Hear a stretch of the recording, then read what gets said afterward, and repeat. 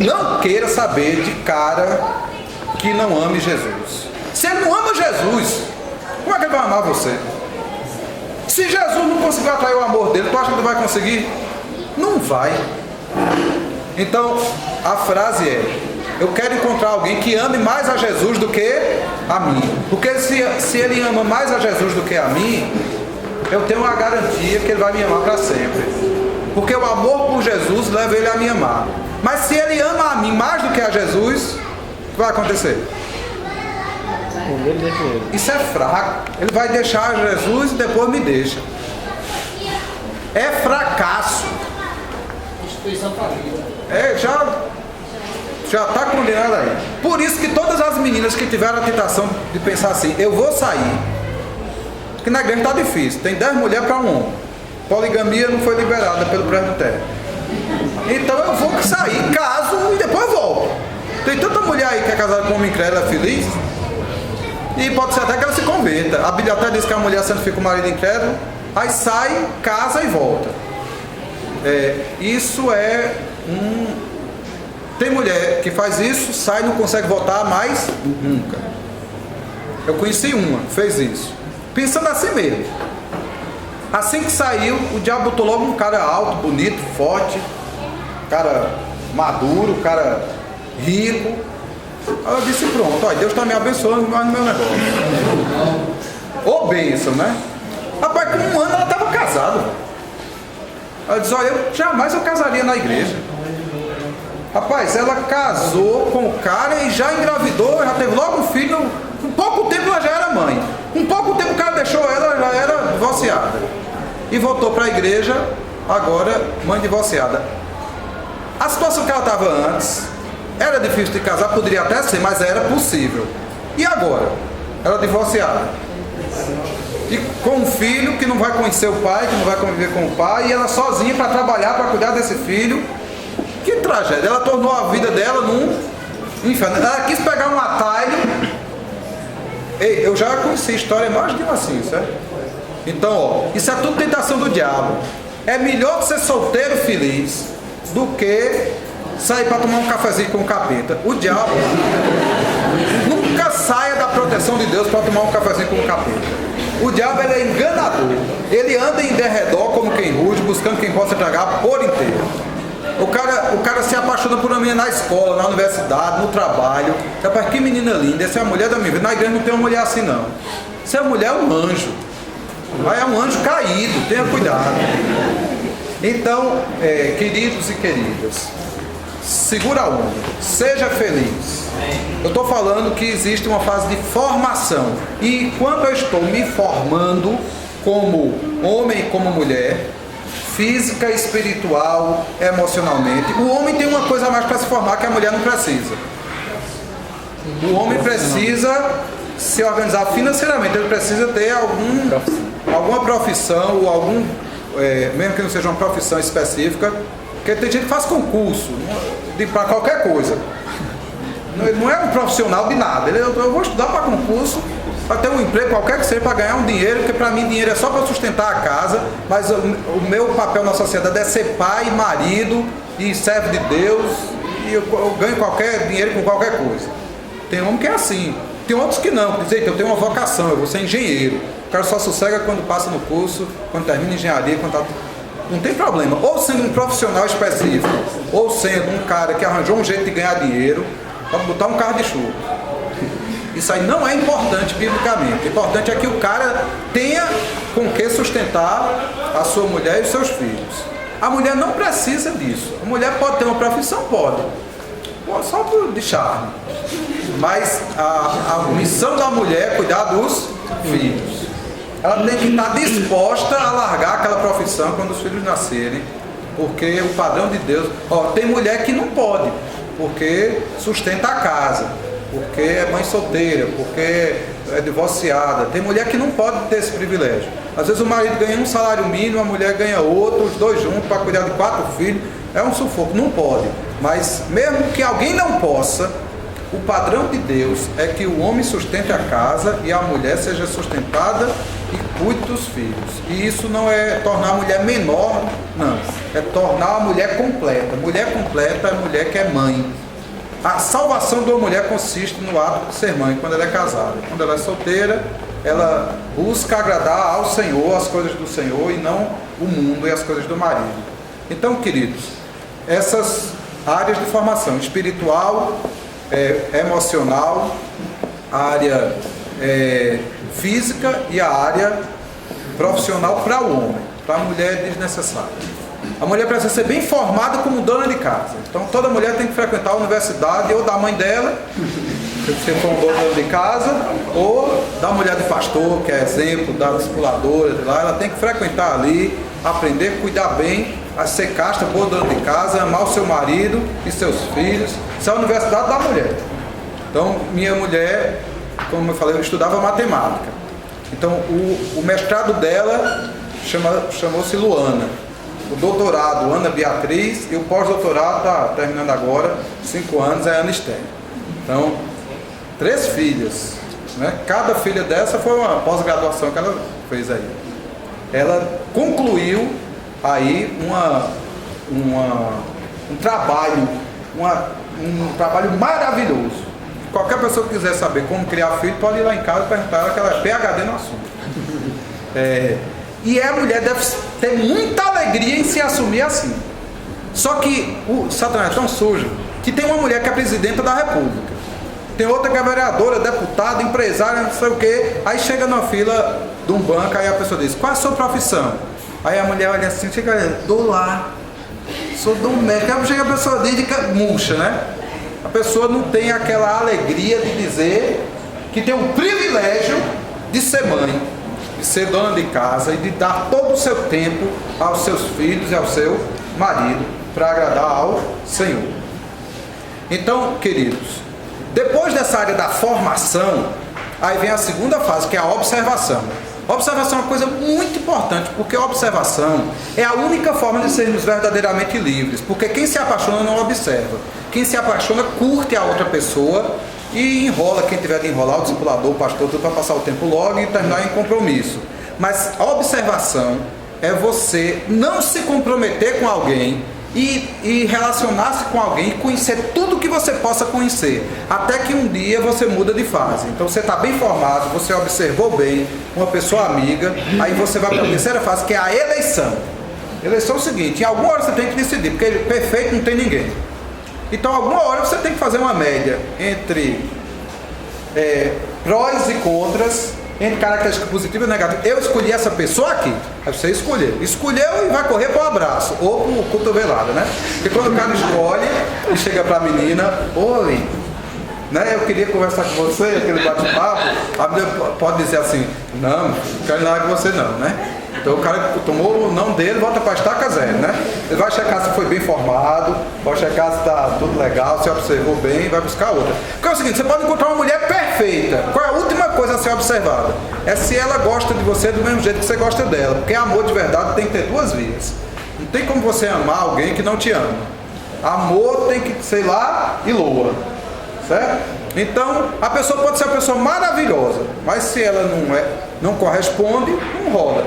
E não tem problema nenhum, você não se apaixonou, você não estava morrendo. Nenhum homem pode ter medo de chegar para uma menina, se declarar para ela e ela não querer nada. Isso é inclusive uma aprendizagem maravilhosa, né? O cara vai aprendendo a ser homem desse jeito. Então, meninos homens, não tenha medo. Se você definiu, vá lá. Tem cara que ainda quer o bizu, fala com o discipulador dele, para falar com a discipuladora dela, para saber. Não queira saber isso não, eu vou lá. Aí tem 2 alternativas: se a menina não quiser, ou ele desiste dela e vai procurar outra lavagem de roupa, ou então ele diz assim: ela não me quer, mas eu vou conquistar. Aí ele vai procurar a bênção dos seus pais, pastor, do pai dela. Se o pessoal apoia, ele vai tentar conquistar. Então vai ter uma conversa mais tranquila, um presentinho de vez em quando, um bate-papo, até que um dia a menina diga: ó, meu filho, esqueça que essa sua conversa está tornando você cada vez mais longe de mim. Ou então ela diz: meu filho, o negócio está pegando aí, vamos ver se a gente se entende, né? E depois que você elegeu e a pessoa topou, aí vem um compromisso. O compromisso, gente, compromisso é um casamento sem sexo. Compromisso o nome já está dizendo, é compromisso. Você só não faz colher os frutos, os benéficos do casamento, mas a responsabilidade, o amor, o sacerdócio, a fidelidade, aí você não tem mais olhos para ninguém, aí eu digo, observe antes, depois do compromisso, fecha os olhos. Depois do casamento, fecha os olhos e abre a boca. Então é muito importante que você elegeu, está eleito, pronto. Aqui acabou. Você não vai mais comparar, não vou olhar para os outros, nada. Aqui é meu boi no lambe, como diz minha avó. Queridos, então, as fases. A fase de formação, a fase de observação, a fase de eleição, e a declaração que vem disso, depois o compromisso.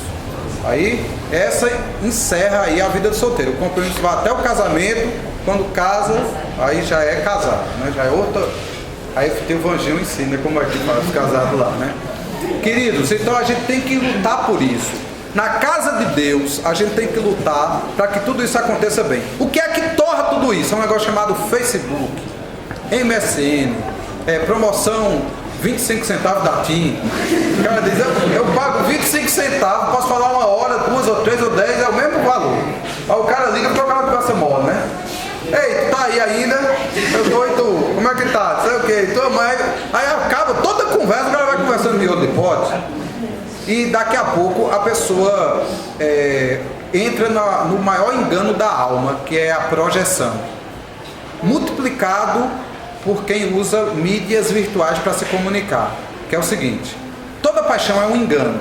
Toda paixão, você projeta no outro algo que você espera, que você gostaria. Você projeta um ideal, que não existe. Ninguém é daquele jeito. Não existe ninguém daquele jeito. É um negócio que só existe dentro do seu juízo.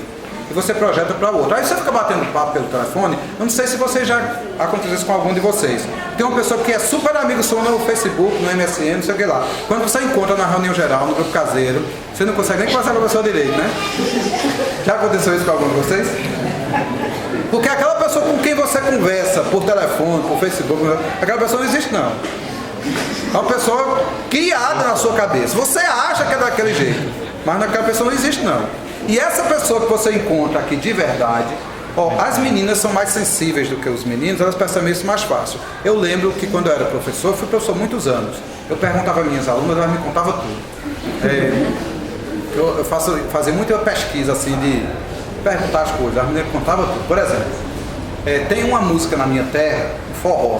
Minha terra, a terra do forró, é o maior forró do mundo na minha terra. Aí tem uma música lá que dizia assim: na presença eu não sinto verdade, mas na ausência eu só sinto saudade. Será amor, será paixão. Então veja bem, na presença, olha como isso é profundo. Na presença eu não sinto verdade, mas na ausência eu só sinto saudade. Eu digo para vocês que um namoro aí do mundo, ele dura muito mais pelo tempo que passa longe e dá saudade, do que pelo tempo que se passa perto. A menina, como é mais sensível do que o cara, a menina olha pro cara e diz assim: menino, tu tá estranho. Tem alguma coisa em tu que não tá normal. O que é? Aí o cara não sabe nem o que o cara fala: não tem nada a ver não.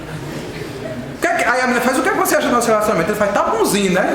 Aí ele não quer conversa, não sabe nem o que conversar aquilo ali. Aí vai mais pro beijo, pro abraço, é no mundo, né? É mais aquela coisa. Aí ela fica com raiva, aí briga, tem aquela confusão. Aí vamos dar um tempo. Aí quando dá um tempo, que ela tá longe do cara, aí dá uma saudade tão grande, uma vontade de encontrar o cara de novo. Aí ela liga. Aí na ligação já é uma coisa boa.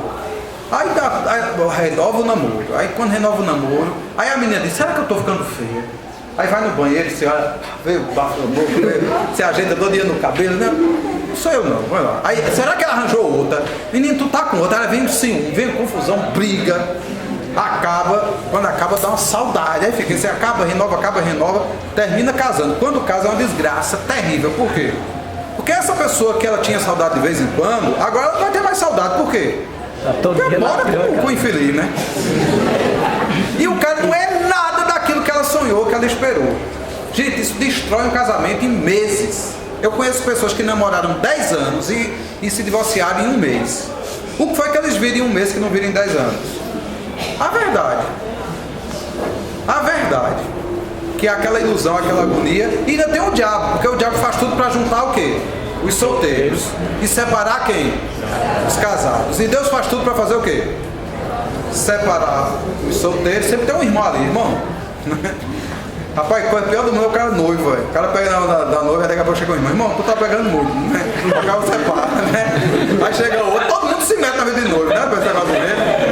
Aí chega onde, rapaz, ó, vocês estão muito juntos. Vocês estão conversando demais, eu posso saber o que vocês estão conversando. Todo mundo se mete no noivado, né? Então é muito legal. Então Deus faz. Rapaz, vou contar uma coisa pra vocês. Beguinha casou antes de mim. Ele teve uma semana de lua de mel, trabalhou 20 dias, teve um mês de férias. Esse mês de férias é quase uma lua de mel, não é não? Ó, uma semana de lua de mel, 15 dias de trabalho, férias de um mês. Aí ele e o discipulador dele, que era meu discipulador, me tiraram férias junto, no mesmo, na mesma praia. Um apartamento em cima do meu discipulador, um apartamento aqui embaixo dele. Aí eles me chamaram para férias dele. Eu noivo. Tinha uma criança já. Uma criança do meu discipulador. Aí eu ia ficar cuidando dessa criança e os dois em lua de mel lá, né? Os 4, né? Cada um no seu quarto, um bem bom, aquelas carinhas de quem tá gostando demais. E eu ali, né? Noivo do meu Jesus Cristo, sofrendo, noivo da minha noiva. Aí teve um dia que eu liguei pra minha noiva, lá no meio dessa lua de mel toda lá. Eu disse, bem, eu tô com saudade, rapaz, eu só não fui chamado de santo. Rapaz, você é solteiro santo, rapaz, negócio de saudade. Após o cara não era brincadeira, não. E ali, essa fase chegou ao fim, né? Vale a pena. Deus usava meus irmãos para me santificar. E todo o clima que rolava, eles faziam questão de apagar, para eu não cair em pecado. E eu agradeci a Deus pela força deles. Se eu tivesse deixado solto, eu podia estar agora no mundo, não é não? Eu poderia não estar aqui para contar essa história. Então eu louvo a Deus pela risada que Beguinha deu no dia da minha declaração, por esse dia que ele não deixou dizer que estava com saudade. Eu gosto, eu precisava disso. Não estava fácil para mim. Se eles tivessem me deixado ali conversando 2, 3 horas, ia terminar dizendo besteira.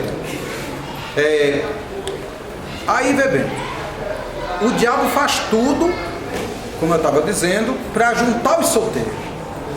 Aí, quando está na igreja, cheio de gente assim, é mais difícil a intimidade. Mas você está por telefone, sozinho, lá de um lado, ela do outro. Às vezes essa conversa mole e vai piorando, e a conversa passa a ser imprópria. E às vezes passa a ter algum tipo de compromisso, de combinado, bagunçado, sem conhecer de verdade a pessoa. Tenham cuidado com relacionamentos virtuais. Busquem relacionamentos reais. Gente que você conhece. Eu gosto de dizer assim, para quem mora em outra cidade, né? Porque às vezes na cidade não rola nada. Então tem que arranjar outra cidade, né? Dou maior valor a esses retiros assim que tem gente de várias cidades, porque às vezes rola, né? Um esquema legal. Eu não sou contra isso não, eu sou a favor. Só que você tem que ter uma regra, assim, ó. Quando eu estiver perto eu construo coisas. Quando eu estiver longe eu mantenho. Não construa nada por telefone. Só construa olho no olho, conversando, batendo papo. E por telefone você mantém. Por exemplo, você nunca conversou com aquela pessoa sobre o assunto tal. Não vai conversar por telefone não. Agora se você já conversou pessoalmente, aí você mantém, você lembra daquilo que a gente conversou, estava orando, pensando sobre aquilo, queria dar uma ideia e tal.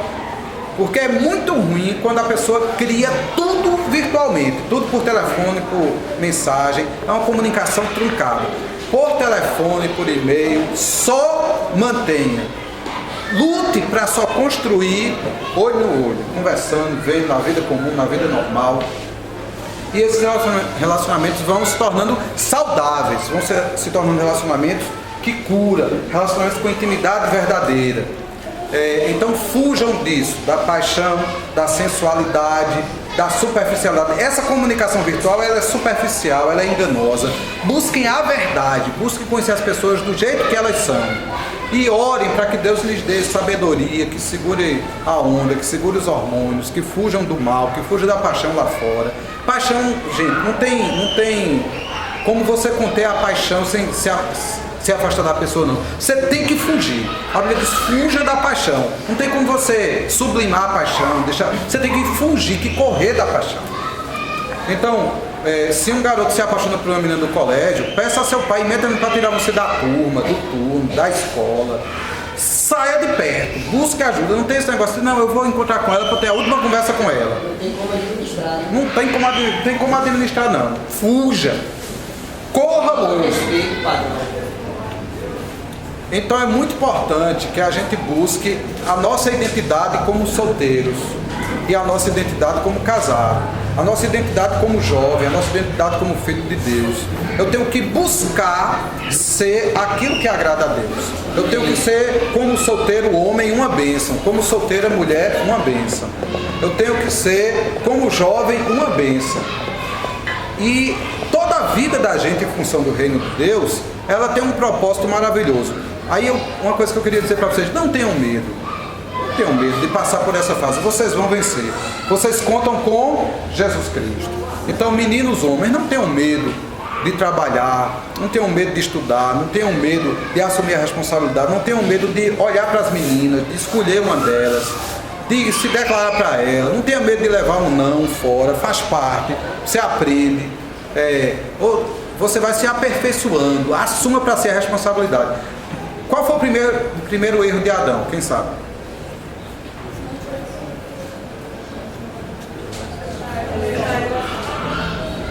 Deixar Eva?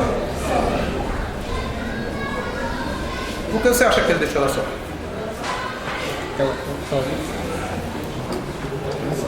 Ela estava sozinha. Gênesis 3. Qual foi o primeiro erro de Adão? O primeiro erro de Adão é o maior problema dos homens. Veja se ele deixou Eva só. 3:6. Gênesis 3:6.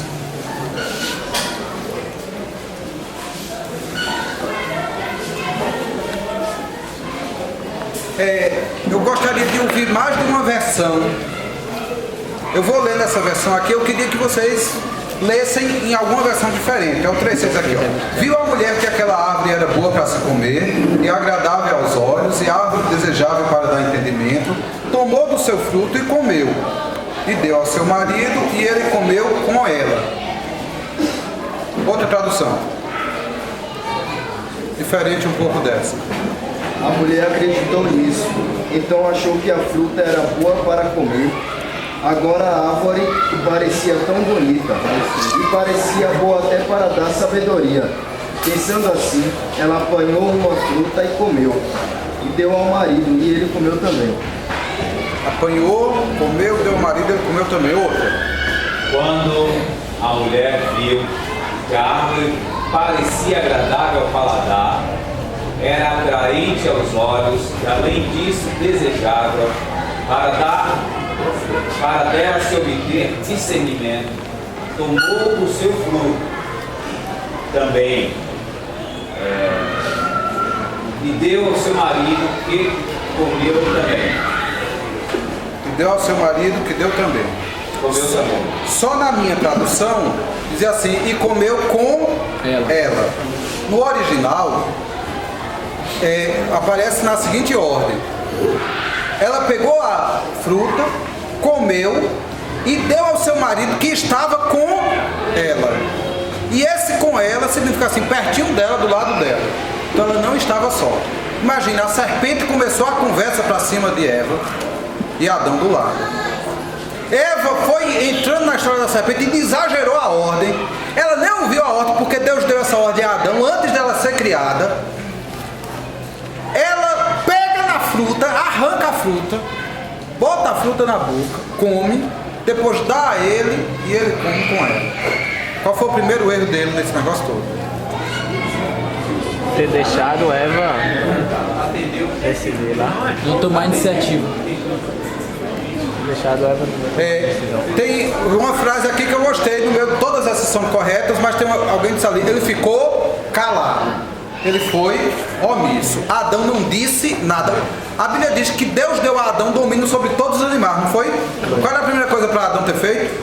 Cala a boca, Adão não conhecia o diabo, mas Adão conhecia aquela serpente que tinha domínio sobre ela. Então, Imagina que ele vê aquela serpente falando uma coisa estranha ali, ele devia ter dito: serpente, cala essa boca! Você está dizendo o contrário do que Deus disse. Chega para aqui, né?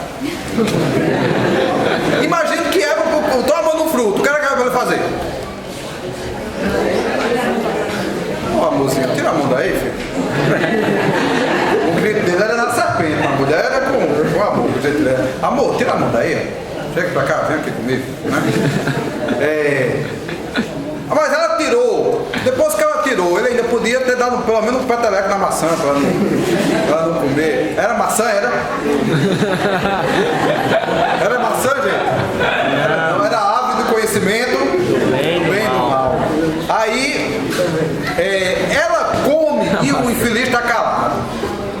O primeiro erro de Adão foi a omissão. Foi presenciar toda essa cena terrível e não fazer nada. E ele foi o responsável pela entrada do pecado no mundo.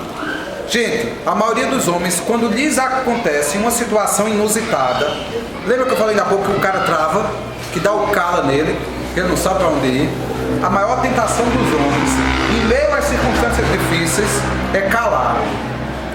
E a Bíblia diz que quando Deus criou o mundo, logo, o mundo era sem forma e havia trevas sobre a face do abismo. E a primeira coisa que Deus fez foi o quê?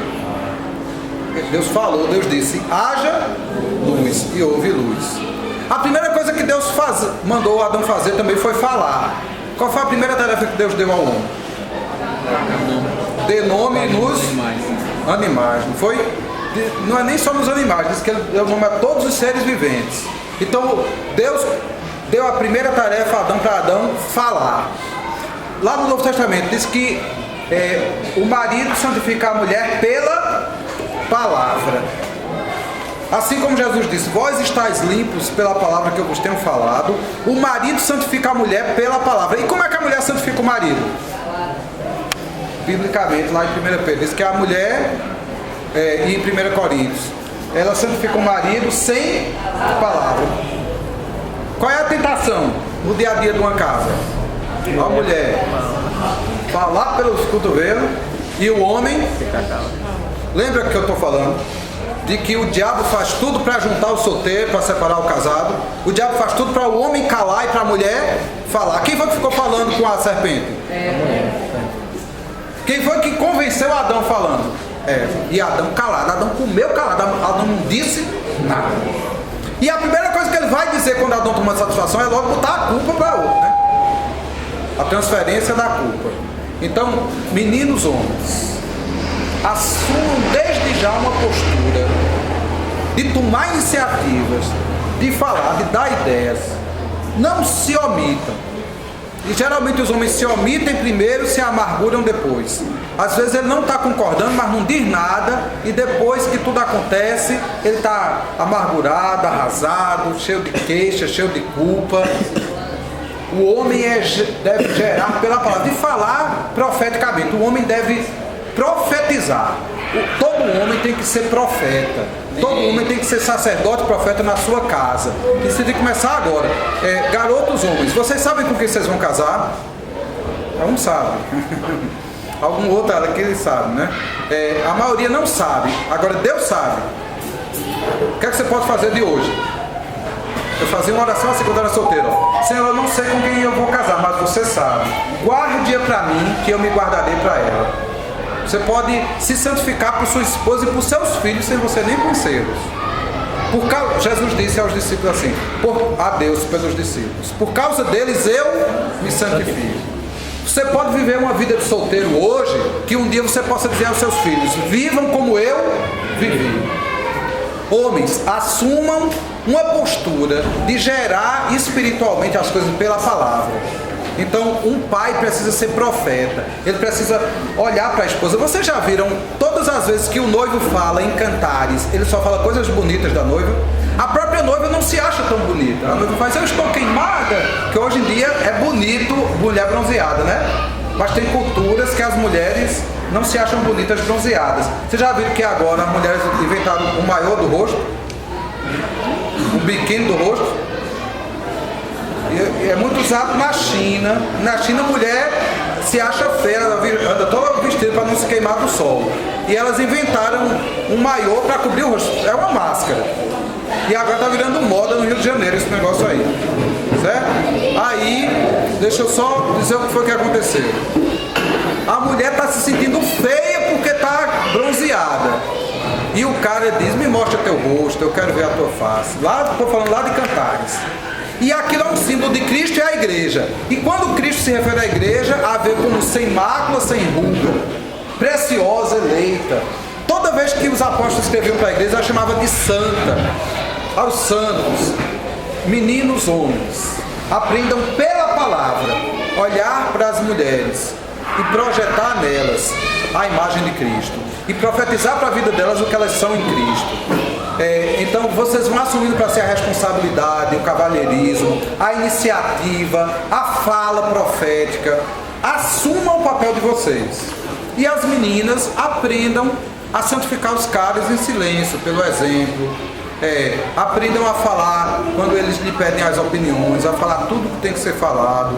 Depois que eles decidiram uma coisa, por mais difícil que seja a decisão que ele tomou, dê uma força, valorize, ajude.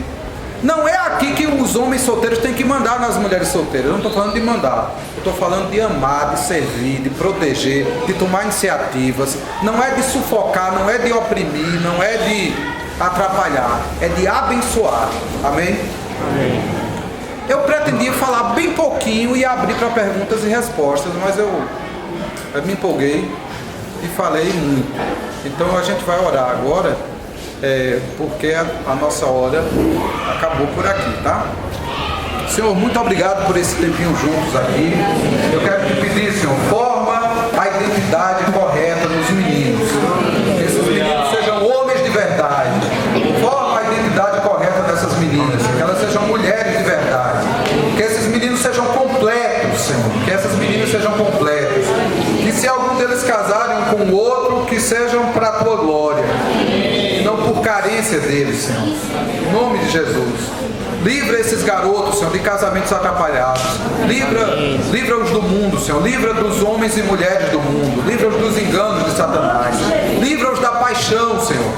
Livra nós homens desse pecado da omissão. Nos livra do silêncio de Adão que tanto atrapalha a gente, Senhor. Nos dá iniciativa, nos dá habilidade profética, nos dá iniciativa profética, Senhor. Nos dê graça, discernimento. Que os homens possam assumir com força a proteção, a segurança, que assumam personalidade masculina, que tenham coragem, que tenham disposição para servir, Senhor. Lhes dê força muscular, mental, espiritual, hormonal, física, financeira, Senhor. Abra portas de emprego, de trabalho, de profissão, lhes dê habilidade com o tempo, com os recursos, Senhor. Que eles sirvam suas mães, suas irmãs, Senhor. Que aprendam a ser homens nos seus relacionamentos naturais. Que as meninas sirvam as casadas, as suas mães, nas casas dos líderes, dos pastores, que sirvam como tias, que cuidem bem das crianças, que amem as crianças, que sejam amigas do bem, cooperadoras, castas, boas donas de casa, que o Senhor coloque desejo no coração de meninos e meninas de formarem famílias para a tua glória e não para satisfazer seus impulsos sexuais. Que o teu reino venha sobre esses jovens, que eles assumam a identidade de Cristo sobre eles, que em nome de Jesus a vida e a glória e a graça do Cordeiro seja sobre todos, em nome de Jesus. Amém. Amém.